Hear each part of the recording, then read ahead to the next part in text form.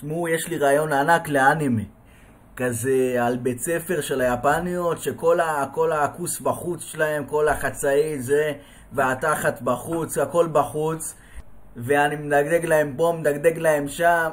קיצר, משהו יפה אני רוצה לעשות. אבל מה, אני צריך שתביאו לי, אם למישהו יש איזה נערת אנימה ככה נוטפת עסיס מנוש, משהו טוב, אני צריך בשביל לצלם, בשביל הצילומים, אני צריך איזה נערת אנימה, נערת מנגה מחרמנת, נוטפת עסיס מנוש ככה יפה, שככה עם כל הזה בחוץ, כזה, עם העניבה של הבית ספר וחצאית, עם כל הזה בחוץ, הכל בחוץ, יעני, רואים אותה הולכת במסדרון, כל התחתונים, כל הזה. למישהו יש, להביא לי? נו, אני צריך. נו, מה, אתם לא רוצים שאני אעשה? אתם לא רוצים שאני אעשה את האנימה? נו, חברים.